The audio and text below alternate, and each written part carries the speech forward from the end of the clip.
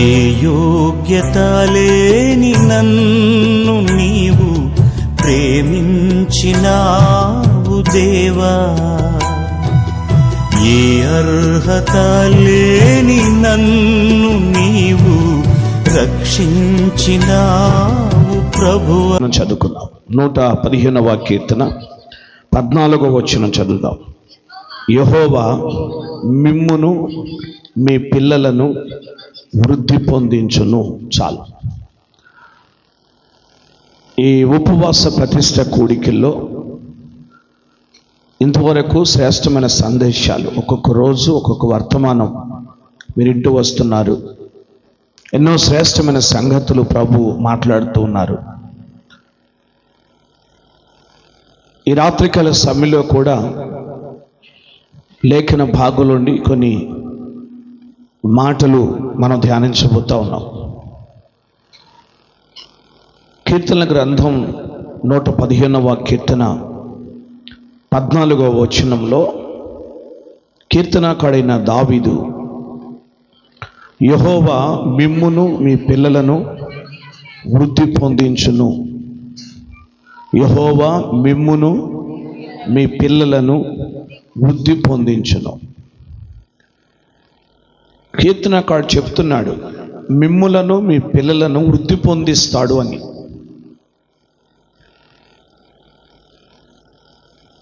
మీరు మీ కుటుంబాలు వృద్ధి పొందాలి, ఆశీర్వాదకరముగా దీవెనకరముగా ఉండాలి.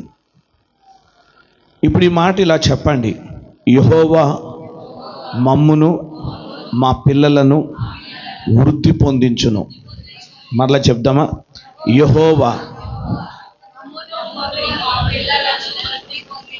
నమ్మిన వారు ఈ మాట ఆయనే వృద్ధి పొందిస్తాడు అని నమ్మిన వారు గట్టిగా ఈ మాట మళ్ళా చెప్పండి.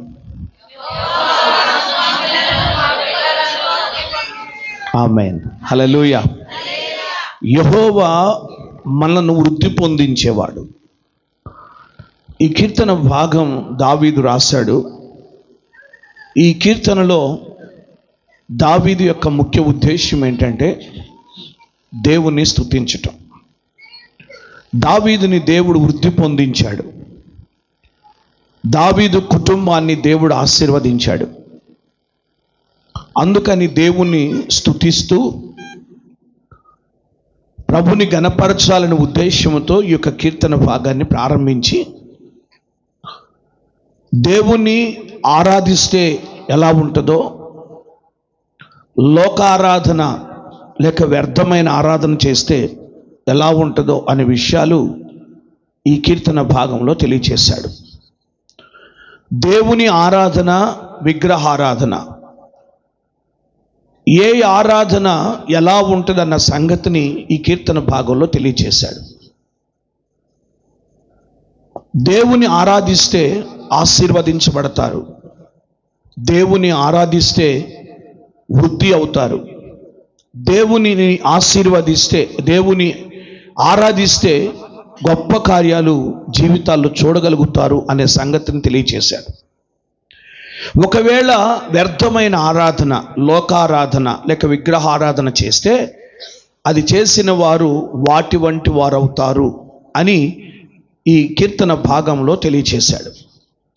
కనుక దేవుని ఆరాధించి ఆశీర్వాదం పొందటం మంచిదా, వ్యర్థమైన ఆరాధన చేసి వాటి వంటి వారు అవటం మంచిదా?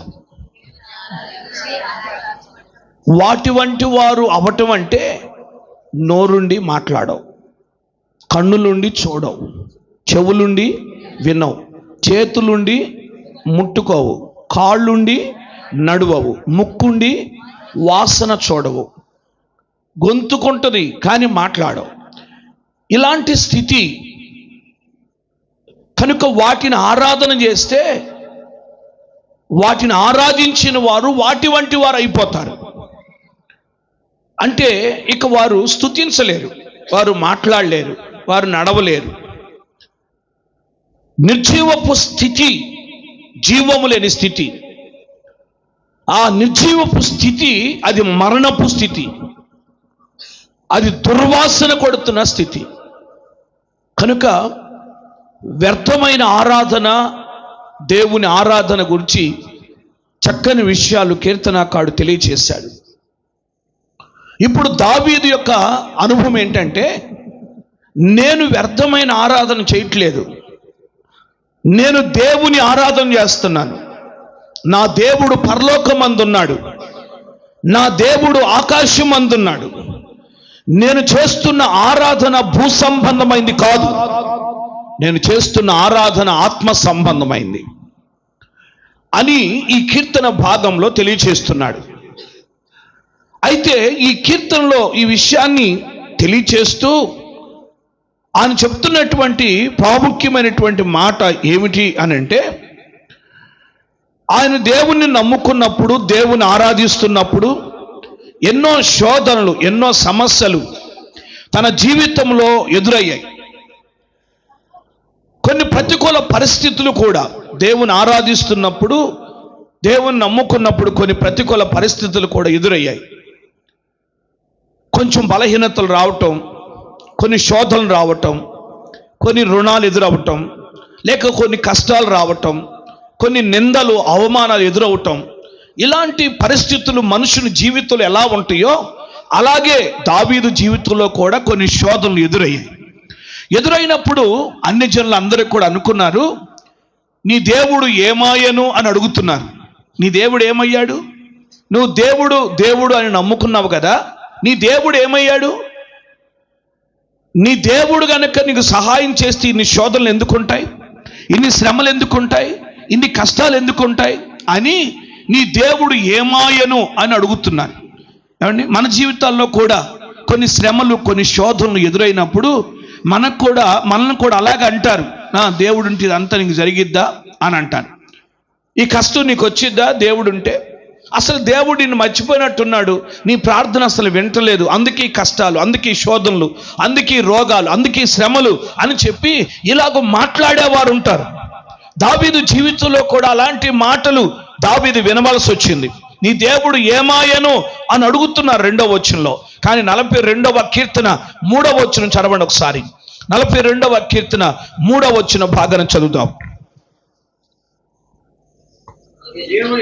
నీ దేవుడు ఏమాయనని వారు నిత్యము నాతో అనుచుండగా రాత్రింబగలు నా కన్నీళ్లు నాకు అన్నపానములాయను అంటాడు. ఆ కీర్తనలో దావీదును అడుగుతున్నారు. చాలా శ్రమల్లో ఉన్నాడు, చాలా శోధనలో ఉన్నాడు దావీదును అడిగారు, నీ దేవుడు ఏమాయను అని. అయితే దావీదు ఏం చెప్పాలో తెలియక, నిజమే నా దేవుడు ఏమయ్యాడు, నా దేవుడు నాకు సహాయం చేస్తే ఈ శ్రమలు ఎందుకుంటాయి, ఈ కష్టాలు ఎందుకుంటాయి అని చెప్పి అతడు కూడా ఆలోచన చేసి నా దేవుడు ఏమాయనని చెప్పి ఏడుస్తున్నాడు. ఇక తిండి కూడా మానేశాడు, భోజనం చేయటం మానేసి ఇక రాత్రి మగలు ఏడుస్తూనే ఉన్నాడు. తన కన్నీరు తనకి అన్నపానాలుగా మారిపోయి అంత ఏడ్చాడు. కానీ 115వ కీర్తన 2వ వచనంలో కూడా అన్ని జనులు ఇలాగ చెప్పుకుంటున్నారు. ఎందుకు చెప్పుకుంటున్నారు అని అంటాడు, ప్రశ్నిస్తాడు. చదవండి 115వ 2వ వచనంలో, వారి దేవుడేడని అన్యజనులు ఎందుకు చెప్పుకొందురు? వారి దేవుడు ఏడని అన్యజనులు ఎందుకు చెప్పుకుంటున్నారు అడుగుతున్నాడు ఇక్కడ. ఎందుకు వాళ్ళు మాట్లాడేటట్లుగా, వాళ్ళు ఎందుకు అలాగ అనేది, అన్యజనులు ఎందుకు అలాగ అడగాలి? మీ దేవుడు ఏమాయను అని ఎందుకు అడగాలి? మీరు నమ్ముకున్న దేవుడు ఎక్కడున్నాడు అని ఎందుకు అడగాలి అని చెప్పి ప్రశ్నిస్తున్నాడు ఇక్కడ. ప్రశ్నించి 3వ వచనం అంటాడు, 3వ వచనంలో నా దేవుడు ఆకాశమందున్నాడు అని చెప్పాడు. దేవునికి స్తోత్రం చెప్పండి. నా దేవుడు ఎక్కడున్నాడు? ఆకాశమందున్నాడు. నా దేవుడు ఆకాశమందున్నాడు. అక్కడేమో 42వ కీర్తనలోనేమో నీ దేవుడు ఏమాయను అంటే ఏడ్చాడుగా. కానీ ఇక్కడ అంటాడు నా దేవుడు ఆకాశమందున్నాడు అన్నాడు. నా దేవుడు ఆకాశమందున్నాడు, ఆయన తనకిచ్చవచ్చినట్లుగా సమస్తమును ఆయన చేయుచున్నాడు అని చెప్పాడు. దేవుని గురించి సాక్ష్యం ఇచ్చాడు. నా దేవుడు ఆకాశమందున్నాడు, సమస్తాన్ని ఆయనే తనకిష్టం వచ్చినట్లు జరిగిస్తాడు. ఆయన ఇష్టం ఏది జరిగించాలన్నా ఆయన ఇష్టం. దేవుని యొక్క అనుభవం ఏంటంటే నాటాలన్నా ఆయన ఇష్టమే, పెళ్ళగించాలన్నా ఆయన ఇష్టమే, కట్టాలన్నా ఆయన ఇష్టం, పడద్రోయాలన్నా ఆయన ఇష్టం, ఉంచాలన్నా ఆయన ఇష్టం, రమ్మనాలన్నా ఆయన ఇష్టం. యేసు రక్తమే స్తోత్రం. ఆయనకి ఇచ్చు వచ్చినట్లుగా చేస్తాడు. ఆయన చిత్తానికి లోబడాలి, ఆయన ఉద్దేశానికి లోబడాలి. రమ్మంటే వెళ్ళాలి, ఉండమంటే ఉండాలి. మనకంటే ఘనులైన వారు, గొప్పవారు, పేరు ప్రఖ్యాతులు, అందచందాలు, ఆస్తిపాస్తులు కలిగిన వారు ఎందరో ఈ లోకాన్ని విడిచి వెళ్ళిపోయారు. వారికంటే మనం గొప్పవారు ఏం కాదు. వాళ్ళనేమో రమ్మన్నాడు, మనల్నేమో ఉండమన్నాడు. యేసు రక్తమే స్తోత్రం. హల్లెలూయా. అందుకని వాళ్ళు వెళ్ళిపోయారు, మనమే ఉన్నాం. అయితే మనల్ని ఎందుకు ఉండమన్నారు అని అంటే వారికన్నా గొప్పవారు అని కాదు. మనల్ని ఎందుకు ఉండమన్నాడంటే ఈ సంవత్సరం అన్నా ఏమైనా ఫలిస్తావేమోనని. హల్లెలూయా. సరే, ఒకవేళ పోయిన సంవత్సరం ఫలించినా ఈ సంవత్సరం మునుపటి కంటే మరెక్కువైనా ఫలాన్ని ఏమైనా ఇస్తావేమోనని చెప్పి ప్రభు మనల్ని ఉండనిచ్చాడు. హల్లెలూయా, హల్లెలూయా. కనుక ప్రభు కొరకు ఫలించాలి. కొంచెం ఆవగింజంత విశ్వాసాన్ని మనం పెంచుకోవాలి. కొంచెం మన ప్రార్థన పెంచాలి, మన భక్తిని పెంచాలి. మునుపటి సంవత్సరం చేసినట్టుగా కాదు భక్తి. ఈ సంవత్సరం నీ భక్తి వృద్ధి అవ్వాలి, నీ విశ్వాసం వృద్ధి అవ్వాలి, నీ ప్రార్థన వృద్ధి అవ్వాలి, నీ అభిషేకం వృద్ధి అవ్వాలి.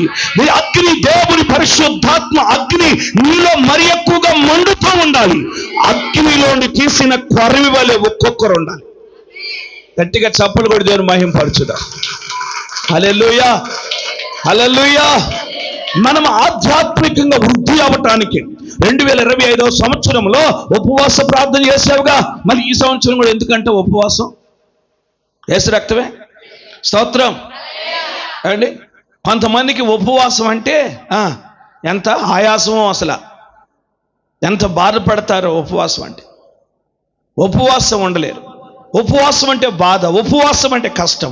కానీ ఉపవాసం అంటే ఏంటో చెప్పనా? ఉపవాసం దేవునితో సహవాసం. ఉపవాసం అంటే ఏంటి? దేవునితో సహవాసం. ఆయనతో సహవాసం చేసిన యెడల నీకు సమాధానం కలుగును, అలాగుననే మేలు కలుగును అంటాడు యోబు భక్తుడు. ఆయనతో సహవాసం చేస్తే నీకు సమాధానం కలుగుతుంది. నీ ఇంటిలో సమాధానం, నీ జీవితంలో సమాధానం, నీ కుటుంబంలో సమాధానం, నీ పొలంలో సమాధానం, నీ ఉద్యోగంలో సమాధానం, నీ వ్యాపారంలో సమాధానం. ఆయనతో సహవాసం చేయి. ఆయనతో సహవాసం చేస్తే నీకు సమాధానం కలుగుతుంది, అలాగుననే మేలు కూడా కలుగుతుంది. స్తోత్రం. మునుపటి కంటే అధికమైన మేలు కలుగుతుంది, మునుపటి కంటే అధికమైన ఆశీర్వాదము కలుగుతుంది. కనుక ఆయనతో సహవాసం చేయాలి. ఆయనతో సహవాసము చేస్తే ఎంతగానో ప్రభు నిన్ను ఆశీర్వదిస్తాడు. కనుక ఇప్పుడు ఒక గొప్ప సాక్ష్యం చెప్తున్నాడు దావీదు. ఏమంటాడంటే, నా దేవుడు ఆకాశమందున్నాడు, ఆయనకి ఇచ్చవచ్చినట్లుగా చేస్తాడు, ఆయనకి ఇష్టం వచ్చినట్టుగా చేస్తాడు. కానీ అందరూ కోరుకునేదంటే నా ఇష్టం అసలు జరగట్లేదు అంటారు. నా ఇష్టం అసలు జరగట్లేదు, నా ఇష్టం అసలు నెరవేరట్లేదు అని ఎంతగానో ఫీల్ అవుతారు. దేవుని స్తోత్రం. నీ ఇష్టం నా ఇష్టం జరిగితే ఇంకా దేవుడు ఎందుకు? దేవుని ఇష్టం ఏదో అది జరగాలి. స్తోత్రం చెప్పండి. నీ ఇష్టం జరిగిందనుకో ఎలా ఉంటుందో చెప్పనా?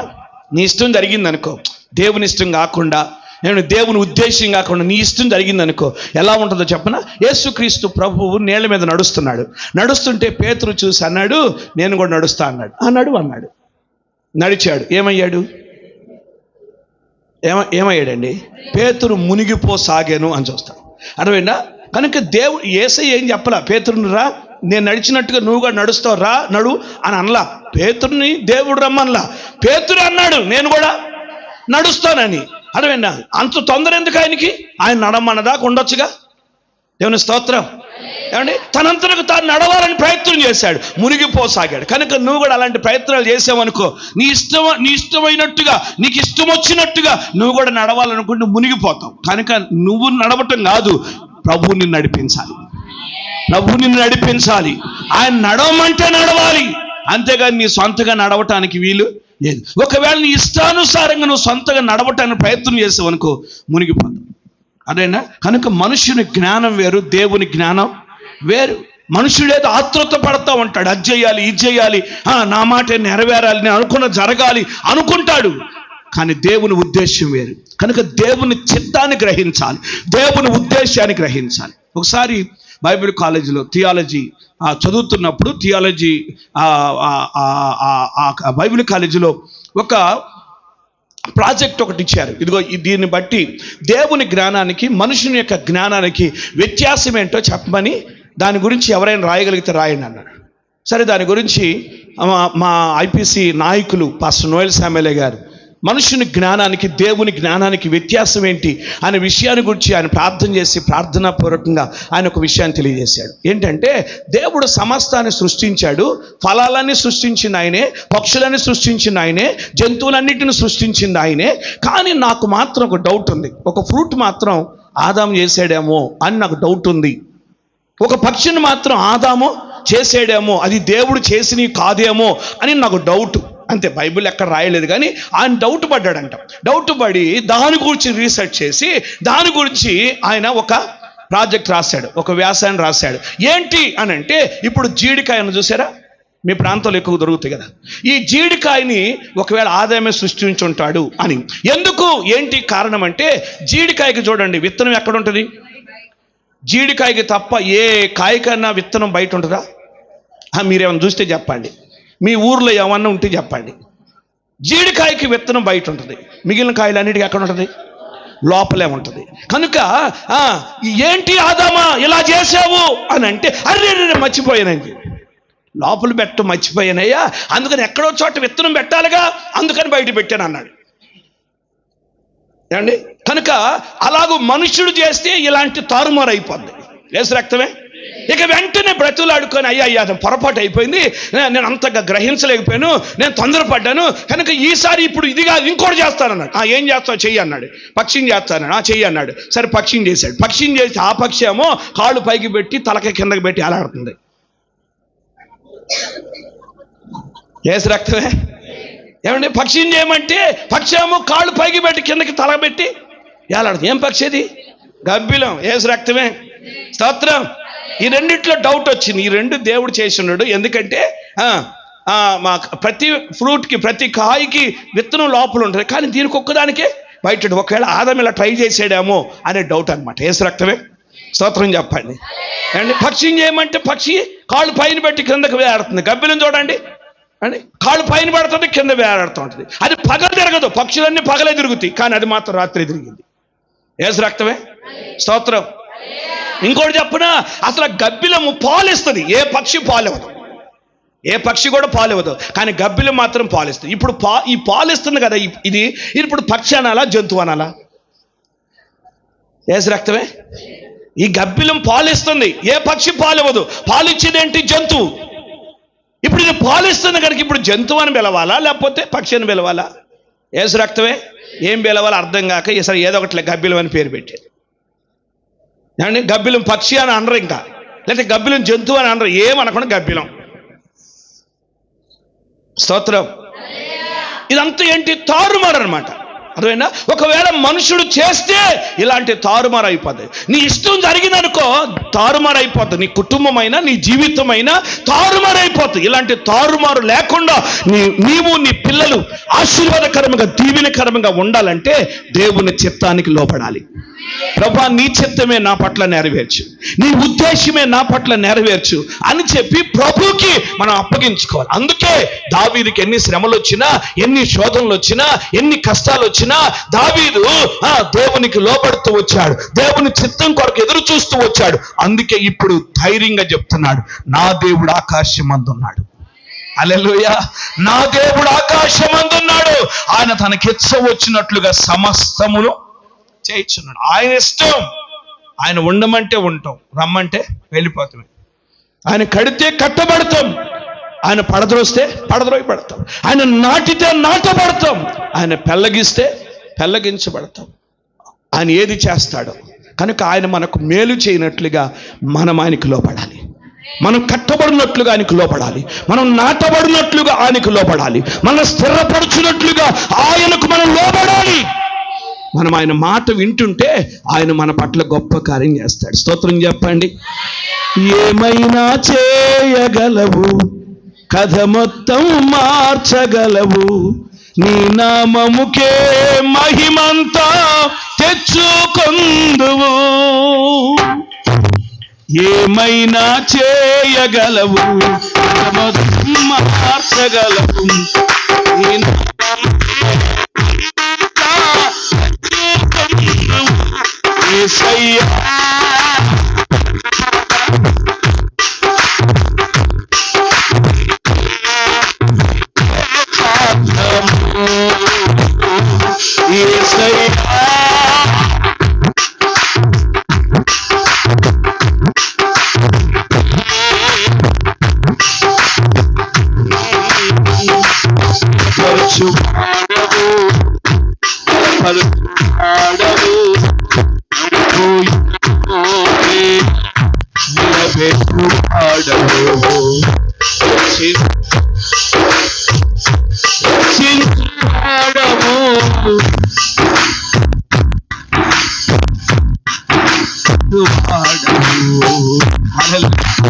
స్థిరపరిచేవాడు, హెచ్చించేవాడు, బలపరిచేవాడు. ఆయన బలపరిస్తే మనం బలపరచబడతాం, ఆయన స్థిరపరిస్తే మనం స్థిరపరచబడతాం, ఆయన ఆదరిస్తే ఆదరించబడతాం, ఆయన ఆశీర్వదిస్తే ఆశీర్వదించబడతాం. Praise the lord. హల్లెలూయా. అందుకే ఈ కీర్తనలో దావీదు ఏమంటాడంటే, మిమ్ములను మీ పిల్లలను ఆయన వృద్ధి పొందిస్తాడు అని అంటాడు. హల్లెలూయా. ఆయన సాక్ష్యం చెప్తున్నాడు, ఆయన గొప్ప సాక్ష్యం ఇస్తున్నాడు. ఏంటంటే, నేను నా దేవుణ్ణి నమ్ముకున్నాను, నా దేవుడు నన్ను ఆశీర్వదించాడు. ఆయన సాక్ష్యం ఇస్తూ ఇశ్రాయేలుతో కూడా చెప్తున్నాడు, ఇశ్రాయేలులారా యెహోవాను నమ్ముకోండి అని చెప్పాడు. అహరోను వంశస్థులారా యెహోవాను నమ్ముకోండి అని చెప్పాడు. యెహోవా యందు భయభక్తులు కలిగిన వారులారా ఆయన యందు నమ్మిక ఉంచండి అని చెప్పాడు. ఎందుకంటే ఆయన మీకు సహాయం చేస్తాడు, ఆయన మీకు కేడెముగా ఉంటాడని చెప్పాడు. ఆ కీర్తనలో 9వ వచనం చదివితే ఆయన చెప్తున్నాడు, ఆయన మీకు సహాయం చేస్తాడు, ఆయన మీకు కేడెముగా ఉంటాడు. ఇశ్రాయేలులారా, అహరోను వంశస్థులారా, యెహోవా యందు భయభక్తులు గలవారులారా ఆయన నమ్ముకోనండి. ఆయన వారికి సహాయం, వారికి కేడెం. దేవుని స్తోత్రం. హల్లెలూయా. ఆయన సహాయం చేస్తాడు, ఆయన కేడెముగా ఉంటాడు, ఆయనే గొప్ప కార్యం చేస్తాడు. స్తోత్రం చెప్పండి గట్టిగా. ద్వితీయోపదేశకాండం 33వ అధ్యాయం, ద్వితీయోపదేశకాండం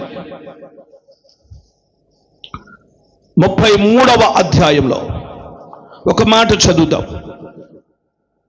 33వ అధ్యాయం 29వ వచనం చదవండి.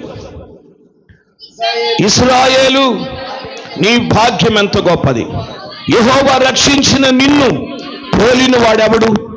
ఆయన నీకు సహాయకరమైన కేడెము, నీకు ఔన్నత్యము కలిగించు ఖడ్గము. దేవునికి స్తోత్రం చెప్పండి.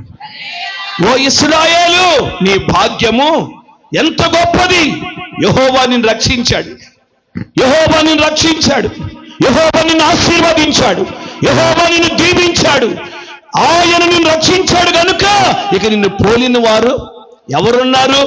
ఆయన నీకు సహాయకరమైన కేడెం, ఆయన నీకు ఔన్నత్యము కలిగించు ఖడ్గము అని చెప్తున్నాడు. దైవజనుడైన మోషే, ప్రవక్త అయిన మోషే ఇశ్రాయేలు గురించి చెప్తున్నాడు. ఇశ్రాయేలులారా, మీ భాగ్యం ఎంతో గొప్పది అని చెప్తున్నాడు. ఆయన మీకు సహాయముగా ఉన్నాడు, సహాయకరమైన కేడెముగా ఉన్నాడు, ఆయన మిమ్మల్ని ఆశీర్వదిస్తాడని చెప్పాడు. ఇప్పుడు దావీదు కూడా ఏమంటాడంటే, ఇశ్రాయేలులారా ఆయన నమ్ముకోండి, ఆయనే మీకు సహాయం. అహరోను వంశస్థులారా ఆయన నమ్ముకోనండి, ఆయనే మీకు సహాయం. యెహోవా యందు భయభక్తులు గలవారులారా నమ్మకం ఉంచండి దేవుని మీద, ఆయనే మీకు సహాయం. స్తోత్రం. హల్లెలూయా అని చెప్పాడు. చెప్పగానే వాళ్ళు దావీదు మాటకు లోబడ్డారు, దావీదు మాట విన్నారు. విని వెంటనే వారు కూడా నమ్ముకున్నారు దేవుణ్ణి, వారు కూడా దేవుని యందు విశ్వాసం ఉంచారు. వారు కూడా దేవుని యందు విశ్వాసం ఉంచారు కనుక తర్వాత 12వ వచనం అంటున్నాడు, చదవండి. యెహోవా మమ్మును మర్చిపోలేదు. దేవునికి స్తోత్రం. హల్లెలూయా, హల్లెలూయా. మేము యెహోవాను నమ్ముకున్నాము కనుక యెహోవా మమ్మును మర్చిపోలేదు. ఆయన మర్చిపోడు. ఆయన నమ్మిన వారిని ఆయన మర్చిపోయేవాడు కాదు. ఎవరైతే నమ్ముకుంటారో, ఎవరైతే ఆయన మీద ఆధారపడతారో వారిని ఆయన మర్చిపోయేవాడు కాదు. నువ్వు కూడా నమ్ముకున్నావు అనుకో, నీకు కూడా ఆయన మీద నమ్మకం ఉందనుకో, నీకు కూడా ఆయన మీద విశ్వాసం ఉందనుకో, నిన్ను కూడా ఆయన మర్చిపోయేవాడు కాదు. ఆయన నన్ను మర్చిపోలేదు అని అన్నాడు. ఇశ్రాయేలును కూడా మర్చిపోలేదన్నాడు. ఆరోను వంశస్థులు కూడా మర్చిపోలేదన్నాడు.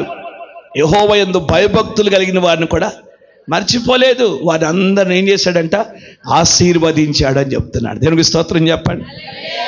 ఒకరోజు యాకోబు కృంగిపోతున్నాడు, వేదన పడుతున్నాడు. యెహోవా నన్ను మర్చిపోయాడు, యెహోవా నన్ను విడిచిపెట్టాడు, అందుకే నాకు ఈ శ్రమలు, అందుకే నాకు ఈ కష్టాలు, అందుకే నాకు ఈ శోధనలు అని చెప్పి ఎంతగానో దిగులు పడ్డాడు. కానీ ప్రభు యాకోబుతో మాట్లాడుతున్నాడు, ఇశ్రాయేలుతో మాట్లాడుతున్నాడు. యాకోబు, నేను నిన్ను ఏర్పరచుకున్నాను, నీవు నా సేవకుడవు, నేను నిన్ను మర్చిపోజాలని అన్నాడు. హల్లెలూయా. నేను నిన్ను మర్చిపోను. ఎందుకని దిగులు పడుతున్నావు? నేను నిన్ను ఏర్పరచుకున్నాను, నేను నిన్ను మర్చిపోయేవాడిని కాదు. తగిన సమయంలో నిన్ను ఆశీర్వదించబోతున్నా, నిన్ను గొప్ప చేయబోతున్నా. హల్లెలూయా. నిన్ను హెచ్చించబోతున్నా. హల్లెలూయా. నిన్ను కట్టబోతున్నా, నిన్ను నిలబెట్టబోతున్నా. పర్వతాలు తొలగినా, మెట్టలు తత్తరిల్లినా నా కృప నిన్ను విడిచిపోతుందని చెప్తాడు. దేవుని స్తోత్రం చెప్పండి. హల్లెలూయా. నా కృప నిన్ను విడిచిపోయేది కాదు, నేను నిన్ను నిలబెట్టబోతున్నా. హల్లెలూయా. నీలాంఛనములతో నిన్ను కట్టబోతున్నా, నీలములతో నీ పునాదులు వేయబోతున్నా అంటాడు సీయోనుతో. దేవుని స్తోత్రం. ప్రభు నిన్ను నిలబెడతాడు, ప్రభు నిన్ను కడతాడు. నీ కుటుంబాన్ని కట్టేవాడు, నీ జీవితాన్ని కట్టేవాడు, నీ పిల్లలను కట్టేవాడు, నీ గ్రామాన్ని కట్టేవాడు ఆయన, నీ సంఘాన్ని నిర్మించేవాడు ఆయన. హల్లెలూయా. కనుక ఆయన యందు నమ్మకం ఉంచు. ఆయన నమ్ముకుంటే చాలు, ఆయన నీకు సహాయం చేస్తాడు. అందుకే ఇప్పుడు ఏమంటున్నాడంటే దావీదు, నేను నమ్ముకున్నాను, నన్ను మర్చిపోలేదు. ఇశ్రాయేలు నమ్ముకున్నారు, వారిని ఆశీర్వదించాడు. ఆరోను వంశస్థులు కూడా నమ్ముకున్నారు, వారిని ఆశీర్వదించాడు. ఆయన ఎందుకు భయభక్తులు కలిగిన పిన్నలనేమి పెద్దలనేమి ఆయన ఆశీర్వదించాడు. స్తోత్రం. హల్లెలూయా. కనుక ఇంతమందిని ఆశీర్వదించాడుగా, ఇంతమందిని దీవించాడుగా, మిమ్మల్ని మీ పిల్లలను కూడా వృద్ధి పొందిస్తాడు. హల్లెలూయా. నమ్ముతున్నారు ఈ మాట? దావీదును ఆశీర్వదించిన దేవుడు, వృద్ధి పొందించిన దేవుడు, ఇశ్రాయేలు వృద్ధి పొందించిన దేవుడు నిన్ను, నీ పిల్లలను కూడా వృద్ధి పొందిస్తాడు. వృద్ధి అవ్వాలనుకుంటున్నారా? నిజమే, వృద్ధి అవ్వాలి, అభివృద్ధి పొందాలి, దీవెన పొందాలి అని ఆశ ఉన్నది ఎవరికి?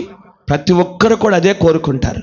కానీ ఆయన యందు నమ్మకం ఉంచి చూడు, ఆయనే నిన్ను వృద్ధి చేస్తాడు, ఆయనే నిన్ను అభివృద్ధి చేస్తాడు, ఆయనే నిన్ను బలపరుస్తాడు, నీ పట్ల ఆయన గొప్ప కార్యాలు చేస్తాడు. అందుకే చెప్తున్నాడు ఇక్కడ, ఆయన మిమ్మల్ని వృద్ధి పొందిస్తాడు అన్నాడు.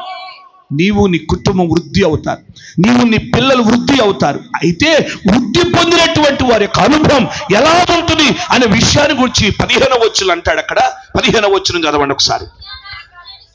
భూమి ఆకాశములను సృజించిన యెహోవా చేత మీరు ఆశీర్వదింపబడిన యేసు రక్తమే. హల్లెలూయా. ఎలా ఉంటారంట? యెహోవా చేత, భూమి ఆకాశములు సృజించిన యెహోవా చేత మీరు ఆశీర్వదించబడిన వారిలాగా ఉంటారంట. దేవుని స్తోత్రం. హల్లెలూయా. మీరు ఆశీర్వదించబడిన వారిలాగా ఉంటారు. మిమ్మల్ని చూచిన వారు యెహోవా వీరిని ఆశీర్వదించారని చెప్పుకుంటారు. మీరు ఆశీర్వదించబడిన వారుగా ఉంటారు. ఆయన యందు నమ్మిక ఉంచారనుకోండి, ఆయన మిమ్మల్ని వృద్ధి పొందిస్తాడుగా, మిమ్మల్ని గొప్ప చేస్తాడుగా. అప్పుడు మిమ్మల్ని చూసిన వారు అందరూ ఏమంటారంటే యెహోవా చేత ఆశీర్వదించబడిన వారు అని అంటాడు. స్తోత్రం. హల్లెలూయా, హల్లెలూయా. ఏమండి, యెహోవా చేత ఆశీర్వదించబడిన వారిలాగా ఉండాలి మీరు.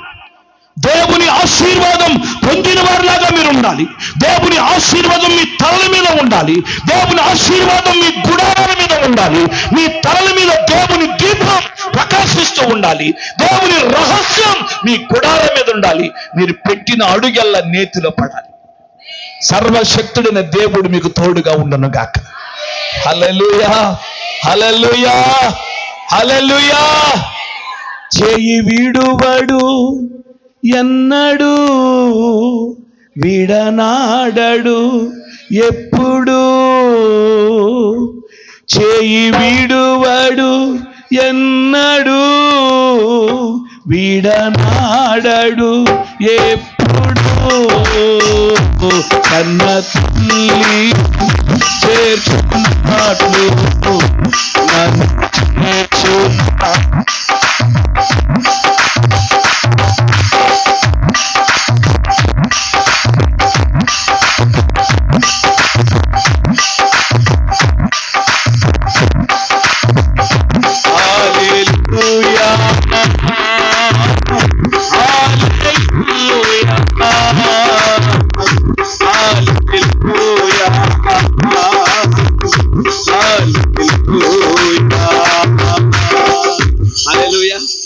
హల్లెలూయా. ఆయన చేయి విడిచిపెట్టేవాడు కాదు, నేను మర్చిపోయేవాడు కాదు.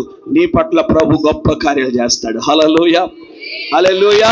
కనుక ప్రభు నిన్ను వృద్ధి పొందిస్తే నీవు యెహోవా ఆశీర్వాదము నొందిన వ్యక్తిగా ఉంటావు. యెహోవా ఆశీర్వాదము నొందిన కుటుంబముగా నీ కుటుంబం ఉంటుంది. లాబాను బెతూయేలు ఎలియాజుని పిలుస్తూ ఆహ్వానిస్తూ అంటారు, యెహోవా చేత ఆశీర్వాదము నొందినవాడా బయట నిలువనేలా లోనికి రా అని ఆహ్వానిస్తారు. ఆశీర్వాదం నొందిన వ్యక్తిగా నువ్వు ఉన్నావు అనుకో, నిన్ను అందరూ ఆహ్వానిస్తారు లోపలికి. యేసు రక్తమే స్తోత్రం. హల్లెలూయా, హల్లెలూయా.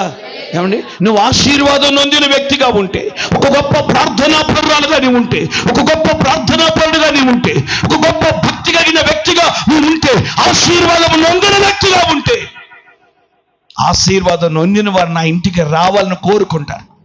లాబాను బెతూయేలు కూడా అలాగే ఎలియాజుని కోరుకున్నారు. అయ్యా లోపలికి రా, నువ్వు ఆశీర్వదించబడిన వాడవయ్యా, యెహోవా చేత ఆశీర్వాదము నొందిన వాడవు, నువ్వు బయట నిలవకూడదు, రా లోపలికి అని ఆహ్వానించారు. స్తోత్రం. ఎందుకంటే ఆశీర్వాదం నొందిన వాడు ఏ ఇంటిలోకి వెళ్తే ఆ ఇంట్లో ఆశీర్వాదం ఉంటుంది. ఏ ఇంటికి వెళితే ఆ ఇంటిలో దీవెన కలుగుతుంది. దేవుని వాక్యలో చూస్తాం, యాకోబును దేవుడు ఆశీర్వదించాడు. యాకోబును బట్టి లాబానును ఆశీర్వదించాడు వాక్యలో. యాకోబును బట్టి ఎవరిని ఆశీర్వదించాడు? లాబాన్ని. లాబాను అంటాడు, అయ్యా నువ్వు రాకముందు నాకు కొంచెమేముంది, కానీ వచ్చిన తర్వాత నాకు సమృద్ధి కలిగింది అంటాడు. నన్ను ఆశీర్వదించాడు దేవుడు అంటాడు. కారణం ఏంటంటే యాకోబు ఆశీర్వదించబడిన వాడు. ఆశీర్వదించబడిన వాడు ఎక్కడ ఉంటాడో అక్కడ ఆశీర్వాదం. యాకోబును బట్టి లాబాను దీవించబడ్డాడు. యోసేపును బట్టి ఫరో ఇంటి వారు దీవించబడ్డారు. యోసేపు అంటే ఆశీర్వదించబడినవాడు. యోసేపు దేవుని దీవెన పొందినవాడు. యోసేపు పట్ల దేవుని ప్రణాళిక ఉంది. యోసేపు ఆ దేవుని ఆశీర్వాదం కలిగిన వాడు. అందుకే యోసేపు ఫరో ఇంట్లో ఉంటే ఫరో ఇంటి వారు దీవించబడ్డారు. హల్లెలూయా, హల్లెలూయా. కనుక ప్రభు నిన్ను కూడా ఆశీర్వాదకరంగా మార్చాలని ఉద్దేశిస్తున్నాడు. నీ కుటుంబాన్ని ఆశీర్వాదకరంగా మార్చాలని ఉద్దేశిస్తున్నాడు. నీ పిల్లలను కూడా ఆశీర్వాదకరంగా మార్చాలని దేవుడు ఉద్దేశిస్తున్నాడు. యోబును జ్ఞాపకం చేసుకుంటే యోబు ఎక్కడ అడుగు పెడితే అక్కడ ఆశీర్వాదం కలిగింది. పొలములు అడుగు పెడితే పొలముల ఆశీర్వాదం, పాకలు అడుగు పెడితే పశువుల ఆశీర్వాదం, ఇంటిలో అడుగు పెడితే ఇంటిలో ఆశీర్వాదం. ఇక యోబు ఎక్కడ కాలు నిలుపుతున్నాడో అక్కడ ఏం జరుగుతుంది? ఎందుకు అంటే యోబు ఆశీర్వదించబడిన వాడు. యోబును రెండంతలుగా దేవుడు ఆశీర్వదించాడు. యోబును రెండంతలుగా దేవుడు దీవించాడు. కనుక ఆ యోబు ఎలాగో ఆశీర్వదించబడిన వాడుగా ఉన్నాడో, యోసేపు ఎలాగో ఆశీర్వదించబడిన వాడుగా ఉన్నాడో, యాకోబు ఎలాగో ఆశీర్వదించబడిన వాడుగా ఉన్నాడో, అలాగే ఎలియాజరు ఆశీర్వదించబడిన వాడికి ఎలా ఉన్నాడో, నీవు నీ కుటుంబం ఆశీర్వదించబడిన కుటుంబంగా ఉండాలి. హల్లెలూయా. ఆశీర్వదించబడిన పిల్లలుగా మీ పిల్లలు ఉండాలి. శాపం దూరం అయిపోవాలి. శాపం కొట్టివేయబడాలి. 2025 సంవత్సరం వరకు నువ్వు అనుభవించిన శాపం చాలిక. ఈ సంవత్సరమైన నీ శాపం తొలగిపోయి ఆశీర్వాదకరంగా నువ్వు మారాలి. కృంగిపోయి ఉన్నావేమో, దిగులు పడుతున్నావేమో, ఏది తలపెట్టినా సఫలం కావట్లేదేమో, నెమ్మది లేని పరిస్థితుల్లో ఉన్నావేమో, కుటుంబంలో సమాధానం లేని పరిస్థితిలో ఉన్నావేమో, పిల్లలు మాట వినని పరిస్థితిలో ఉన్నారేమో, యవనస్తులు తొట్టిల్లిపోతున్న పరిస్థితిలో ఉన్నారేమో. నెమ్మది లేదు, సమాధానం లేదు, ఏడుస్తున్నావు, దుఃఖపడుతున్నావు, నీ కన్నీరే నీకు అన్నపానాలుగా మారిపోయినాయి, ఎంతో వేదన పడుతున్నావు, ఎంతో కృంగిపోయి ఉన్నావు. 2025 సంవత్సరంలో నువ్వు ఏడ్చిన ఏడుపు ప్రభు చూశాడు. కానీ ఈ సంవత్సరం దేవునికి జవాబిస్తున్నాడు. ఈ సంవత్సరం నీ కన్నిటికి దేవుడు ప్రతిఫలం ఇస్తున్నాడు. ఈ సంవత్సరం నువ్వు ఎక్కడ తల దించుకున్నావు అక్కడే నీ తల పైకి ఎత్తబోతున్నాడు. ఈ సంవత్సరం ఎక్కడ కృంగిపోయావో అక్కడే దేవుడు నీ లేవనెత్తబోతున్నాడు, నిన్ను నిలబెట్టబోతున్నాడు.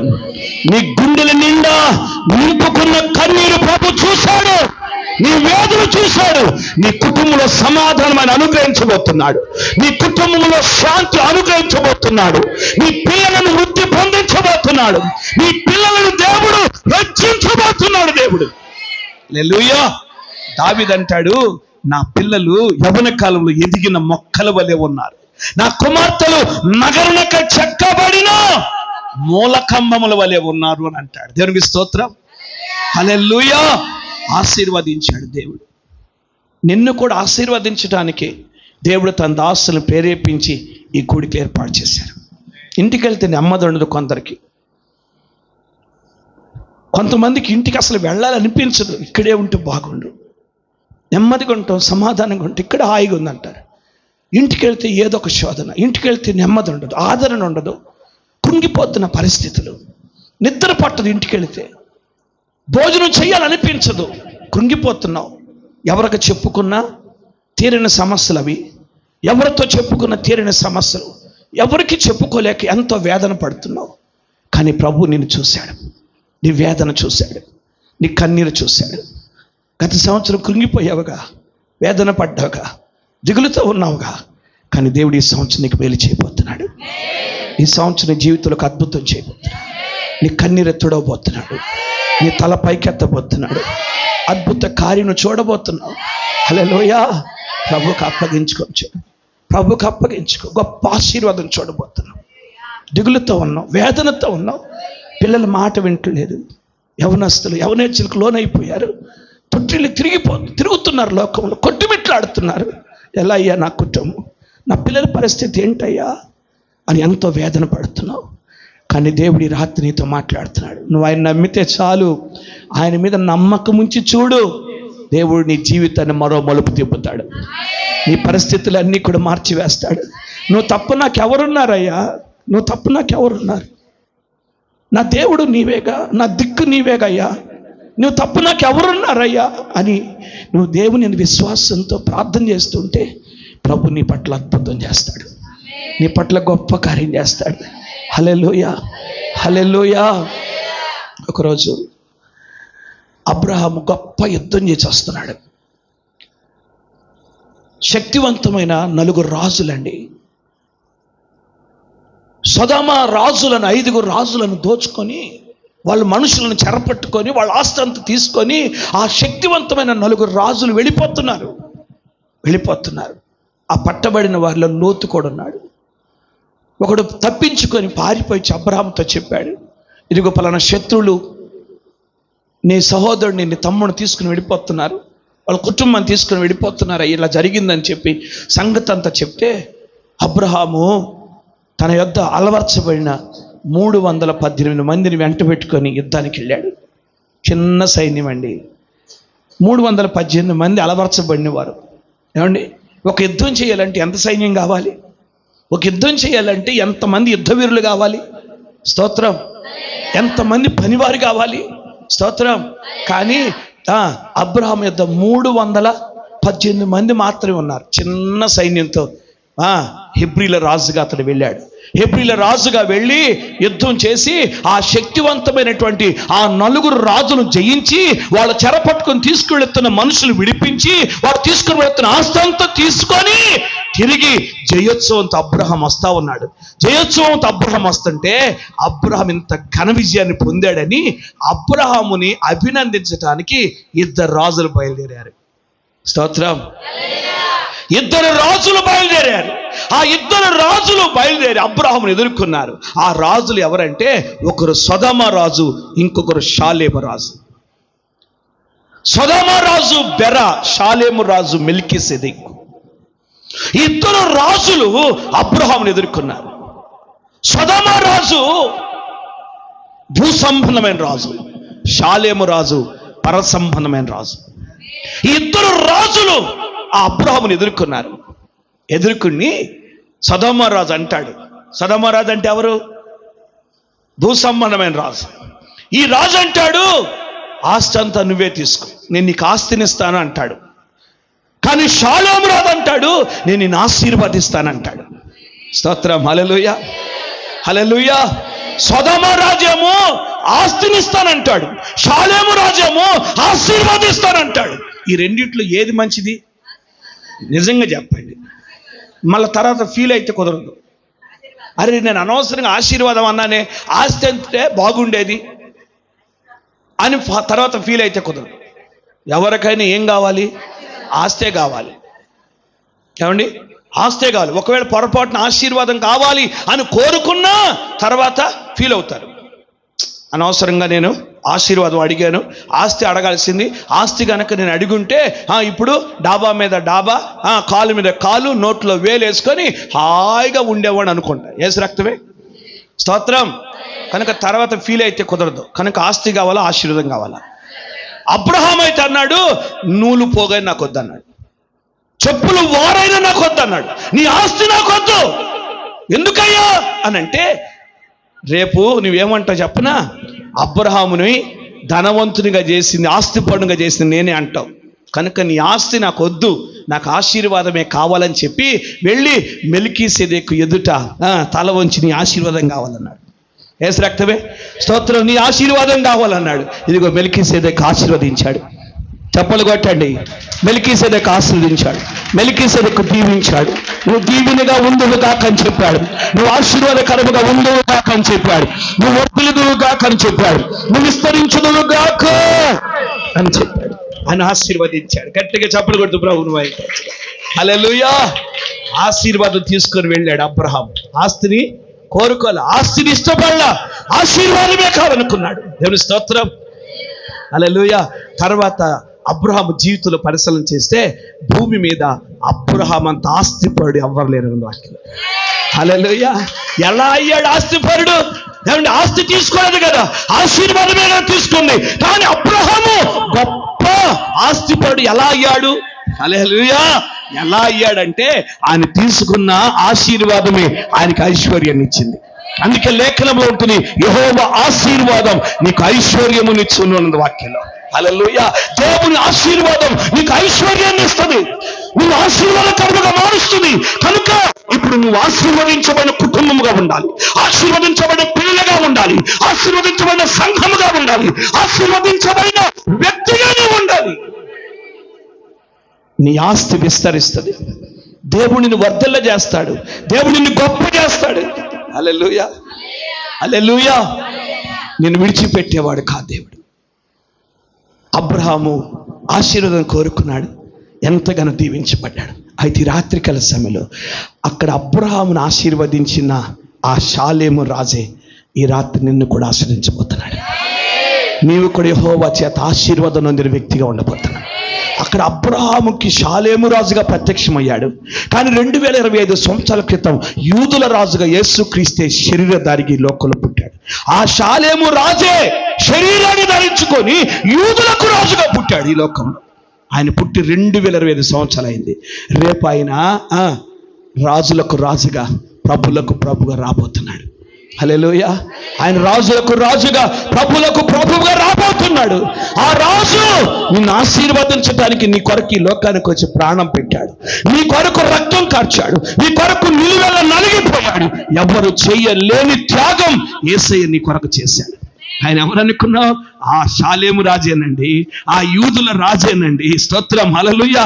ఆ ఇశ్రాయేలు రాజే యేసుక్రీస్తు ప్రభువే. కనుక ఆయన సిలువ యొద్దకు వస్తే చాలు, ఆయన రెక్కల నీడ క్రిందకు వస్తే చాలు, ఆయన హస్తపు నీడ క్రిందకు వస్తే చాలు, నువ్వు ఆశీర్వాదం పొందుతావు, నువ్వు దీవెన పొందుతావు. గత సంవత్సరం ఎక్కడెక్కడో తిరిగేవేమో, కానీ ఈ సంవత్సరం ఆయన సిలువ చెంతనే ఉండు, ఈ సంవత్సరం ఆయన రెక్కల క్రిందనే ఉండు. రూతు ఆయన సురక్షితమైన రెక్కల నీడ క్రిందకు వచ్చినట్టుగా నువ్వు ఆయన నీడ క్రిందకు ఉంటే చాలు, రూతును ఆశీర్వదించినట్టుగా నిన్ను కూడా దేవుడు ఆశీర్వదిస్తాడు. నీ పట్ల కూడా ప్రభు గొప్ప కార్యం చేస్తాడు. కనుక ఈ ఉపవాస ప్రార్థన, ఈ ప్రతిష్ట కోడికలు ఎందుకంటే నీవు నీ కుటుంబం దీవించబడటానికి, నీవు నీ పిల్లలు దీవించబడటానికి, పిల్లలు చదువుల్లో దీవించబడటానికి, పిల్లలు ఉద్యోగాల్లో దీవించబడటానికి, పిల్లలు పొలాల్లో దీవించబడటానికి, పశువులు దీవించబడటానికి. కనుక ఆశీర్వాదం కావాలి, దీవెన కావాలి. అందుకే దావీదు ఏమంటాడంటే, నేను యెహోవాను నమ్ముకున్నాను, నన్ను మర్చిపోలేదు, ఆయన నన్ను ఆశీర్వదించాడు. నిన్ను నీ పిల్లలను కూడా ఆయన ఆశీర్వదిస్తాడు. ఆయన నమ్ముకోండి అని చెప్తున్నాడు. కనుక ఆయన మీద విశ్వాసం ఉంచండి, ఆయన మీద నమ్మకం ఉంచండి. పోయిన సంవత్సరం అంత నమ్మకం లేకుండా ఉన్నావేమో, అంత విశ్వాసం లేకుండా బ్రతికేవేమో, కానీ ఈ సంవత్సరం స్థిరమైన విశ్వాసంతో ఉండు, స్థిరమైన నమ్మకంతో ఉండు. ప్రభు నీ పట్ల గొప్ప కార్యం చేస్తాడు. నీవు నీ పిల్లలు ఆస్వాదించబడాలి. అండ్ కొంతమంది నేను బాగుంటే చాలే, నా పిల్లలు ఏమైపోతే అనుకుంటారు. బైబిల్లో హిజ్కియా కూడా అలాగే అనుకున్నాడు. నేను బాగుంటానుగా, నేను బాగుంటే చాలు, నా తర్వాత ఎవరు ఏమైపోయినా పర్వాలేదని అనుకున్నాడు హిజ్కియా. అర్థమైందా? ఏమండి, మరణం నుండి తప్పించి బ్రతికించి స్వస్థపరిచి 15 సంవత్సరాలు ఆయుష్ని ఇస్తే బ్రతకమని చెబితే హిజ్కియా అంటాడు, నేను బాగుంటే చాలయ్య, మిగిలిన సంగతి ఏమైతే నాకెందుకు అన్నాడు. అలాంటి ఆలోచన ఉందా మీకు? నేను బాగుంటే చాలు, నా పిల్లలు ఏమైపోతే నాకెందుకు అనుకుంటున్నారా? నేను నా పిల్లలు బాగుండాలి, నేను నా పిల్లలు కూడా బాగుండాలి. 1000 తరాల వరకు నా దేవుని దీవెన మేము అనుభవించాలి అని నువ్వు కోరుకోవాలి. హల్లెలూయా. మీరు ఆశీర్వాదంగా ఉండాలి, మీరు దీవెనకరంగా ఉండాలి, ఆశీర్వదించబడిన వ్యక్తిగా నువ్వు ఉండాలి, ఆశీర్వదించబడిన కుటుంబంగా నీ కుటుంబం ఉండాలి. కనుక ఆశీర్వాదం పొందటానికి ఈ రాత్రి ప్రభు నిన్ను ఆస్వాదించడానికి ఈ రాత్రి మన మధ్యలో ఆయన ఉన్నాడు, సంచరిస్తున్నాడు. ప్రభు నిన్ను ఆశీర్వదించబోతున్నాడు. ఆయన చెయ్యి నీ మీద చాపబోతున్నాడు. ఆయన హస్తం నేను తాకబోతా ఉంది, ఆయన ప్రభావం తాకబోతుంది, ఆయన శక్తిని నువ్వు అనుభవించబోతున్నావు, దేవుని వెలుగుని తాకబోతుంది. నువ్వు చీకటి నుండి ఇప్పుడు లేవబోతున్నావు, అంధకారం నుండి లేవబోతున్నావు. నీ మీద వెలుగు ప్రకాశిస్తా ఉంది. నీ వెలుగు ఎద్దకు రాజులు రాబోతున్నారు, ప్రజలు రాబోతున్నారు, జనముల ఎద్దకు రాబోతున్నారు. అంతగా ప్రభుని హెచ్చించబోతున్నాడు. దేని విషయంలో నువ్వు కృంగిపోయావో ఆ విషయంలో ఈ రాత్రి గొప్ప కార్యం చేయబోతున్నాడు. ఆ కార్యాలు నేను చూడాలి, నా ప్రభు కార్యాలు నేను చూడాలి, నా దేవుని కార్యాలను చూడాలి అనేటువంటి ఆలోచన కలిగిన వారు మోకరించండి, కళ్ళు మూసుకునండి, ప్రార్థన చేసుకుందాం. మోకరించి కళ్ళు మూసుకొని ఒక్క నిమిషం పాటు చెప్పబడిన వాక్యాన్ని బట్టి ప్రార్థన చేయండి. నీ సేవకుడు వృద్ధాప్యంలో కూడా ఎంతో ప్రయాసపడుతున్నాడు, కష్టపడుతున్నాడు, ప్రార్థన చేస్తున్నాడు. నువ్వు ఆశీర్వదించబడాలి.